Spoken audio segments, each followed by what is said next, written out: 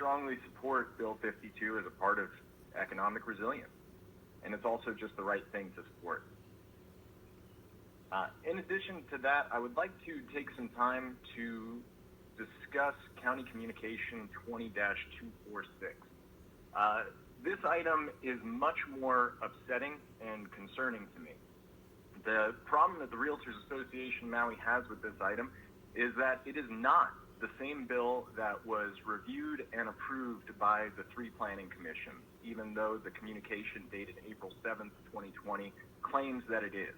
I have brought this issue up with the mayor's office. I've brought this issue up with the planning director, and the planning director has even told me that she was surprised that the bill had undergone such a drastic change between the time it went to the planning commissions and the time it is being reviewed by council.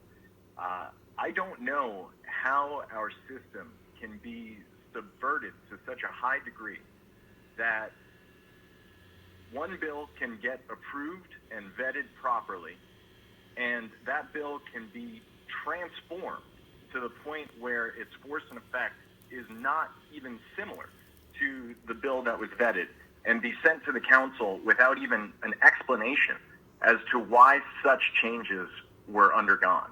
The changes are numerous and they're pretty detailed, so I don't want to take my 3 minutes and try and get into it here. However, I did provide written testimony that takes excerpts from both versions of the bill and puts them up, right beside each other.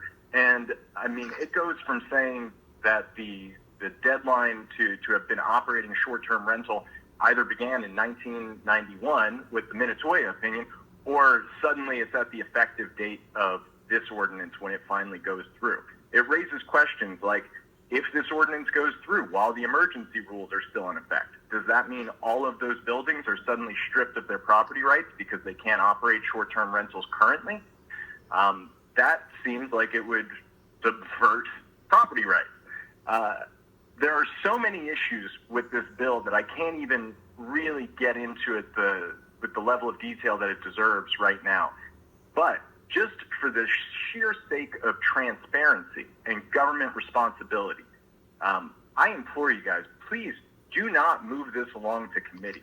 This was not the bill that was reviewed by the Planning Commission. This has not been properly vetted by the public. And to pull a bait and switch like this during a global public health emergency, when very few people have the time or the inclination to review a bill that claims to have already been reviewed by three planning commissions, it would really be abhorrent and irresponsible. So that's basically the gist of what I have to say about County Communication 20-246. Do you have any questions before I move on to the final item, or should I just move on? You can move on. Jason, we're just going to refer that to committee. Council Chair Lee, I apologize, but I think that's a really terrible idea. This hasn't even gone to the planning commissions yet. Jason, what would you suggest we do with this county communication?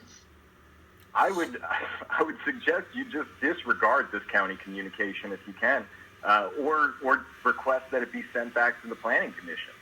This bill is so dissimilar to what the county communication claims it is. What the county communication claims was approved. Jason, we got that already. We will deal with it when it comes up on the agenda.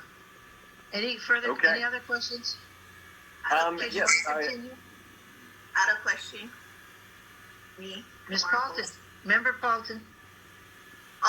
What I'm reading on page 4 of the agenda, it says that the planning director is transmitting it, and you said that the planning director was surprised, but from what it says on the agenda that they're transmitting it, so how are they surprised? I don't understand. Councilmember Paulton, that's a great question. When the planning director claimed to me in an email yesterday, which if she's okay with it, I would love to forward it to you, because it identifies the problem here. The planning director claims that the changes were made by corporation counsel, but that she was unaware that the changes changed the force and effect so drastically, and that she claims that she spent all day yesterday with her staff and corporation counsel trying to figure out how this happened. That's the real problem here. How is it that corporation counsel can unilaterally change a bill that surprises the planning director? And why did the planning director sign off on a county communication with a bill that's so dissimilar to the one that she sent to the planning commission? This is highlighting some major issues with government transparency that you guys really have a responsibility to address.